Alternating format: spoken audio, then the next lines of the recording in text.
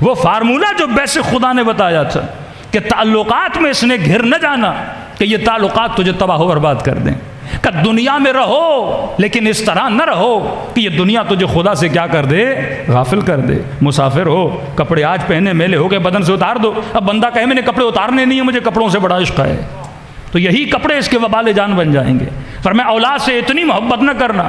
کبھی فرمایا جب سکرات الموت کا وقت آتا ہے تو انسان سب سے پہلے یہ وہ وقت ہے جہاں پہ شیطان اسے اللہ کے قریب نہیں جانے دیتا۔ فرمایا سب سے زیادہ کوشش کرتا ہے کہ اس کے ایمان کو لوٹا جائے۔ پوچھا معصوم کس چیز کے ذریعے اس کے ایمان کو لوٹتا ہے؟ فرمایا اس کے تعلقات کے ذریعے۔ سب سے زیادہ جس چیز سے اس نے دنیا میں محبت کی ہے اسی چیز کے ذریعے اس کو کیا کرے گا، گمراہ کرے گا۔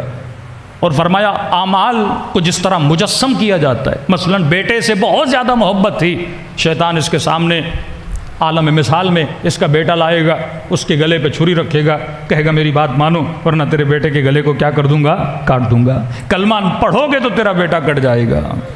بہت بڑے ایک عابد تھے، کہتے ہیں جب سکرات کا وقت آیا تو بچے بار بار کہہ رہے ہیں اپنے باپ کو کہ بابا کلمہ پڑھو کلمہ پڑھو، لیکن کہہ رہے ہیں گویا اس کی زبان پہ قفل لگ گیا، یہ کلمہ نہیں پڑھ رہا۔ اور جب اس کی حالت بحال ہوئی تو اس سے پوچھا کہ ہم آپ کو اتنا کہہ رہے تھے کلمہ پڑھو کلمہ پڑھو کلمہ پڑھو، آپ کلمہ کیوں نہیں پڑھ رہے تھے؟ تو اس بندے خدا نے اپنی زندگی میں ایک سب سے مہنگا قالیچہ لیا تھا، بہت مہنگا تھا، اور اس نے اپنے صندوق میں وہ چھپا کے رکھا تھا۔ ہر انسان کو کسی نہ کسی چیز سے محبت ہو، تو کسی کو گاڑی سے بہت زیادہ محبت ہے، بچے کو کھلونوں سے زیادہ محبت ہے، کسی کو اپنے چھوٹے بچے سے زیادہ محبت ہے، تو اس نے وہ قالیچہ چھپا کے رکھا تھا اور کہا کہ جب تم کہتے تھے کلمہ پڑھو تو میں نے دیکھا کوئی شخص کریہ الوجہ میرے سامنے کھڑا ہے اور کہتا ہے کلمہ پڑھو گے تیرے قالیچے کو آگ لگا دوں گا۔ کہ اب قالیچے سے اتنی محبت تھی لہٰذا میں کلمہ نہیں پڑھ رہا تھا۔ اسی طرح اگر بیٹے سے محبت ہے تو بیٹے کو سامنے لایا جائے گا۔ یہ جتنی محبتیں ہیں یہ انسان کے سامنے آتی ہیں۔ حدیث معصوم ہے، فرمایا جب سکرات کا وقت آتا ہے تمہارے زندگی میں جو محبتیں تھیں، ایموشنز تھے، اس کو اللہ کیا عطا کرتا ہے؟ جسم عطا کرتا ہے۔ فرمایا سب سے پہلے ایک جسم آئے گا تمہارے سامنے، تم اس سے پوچھو گے کہ بتاؤ تم کون ہو، میں مرنے والا ہوں، کہاں تک میرا ساتھ دو گے؟ تو آواز آئے گی کہ میں تمہاری اولاد ہوں۔ مطلب اولاد کی محبت کو خدا جسم دے گا، کہے گی میں تمہاری اولاد ہوں۔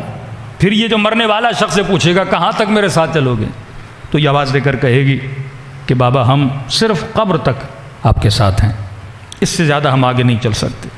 فرمایا پھر ایک اور جسم آئے گا، پوچھے گا کہ تم کون ہو؟ آواز آئے گی میں وہ تمہارا محنت میں جمع کیا ہوا مال ہوں، آج تمہاری مدد کرنے آیا ہوں۔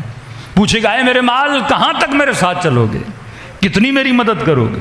یہ مال کہے گا کہ میں اتنی مدد کر سکتا ہوں، آپ کے لیے کفن کا بندوبست کر دوں گا، آپ کے لیے تابوت کا بندوبست کر دوں گا، آپ کے لیے قبر کن کا بندوبست کر لوں گا، کسی کراچی کی اچھی جگہ پہ قبر آپ کے لیے خرید سکتا ہوں، اتنا ساتھ میں آپ کا دے سکتا ہوں۔ اولاد کہے گی قبر تک، مال کہے گا ساز و سامان خرید سکتا ہوں۔ فرماتے ہیں ایک تیسرا جسم آئے گا، اس کو کہے گا کہ تم کون ہو؟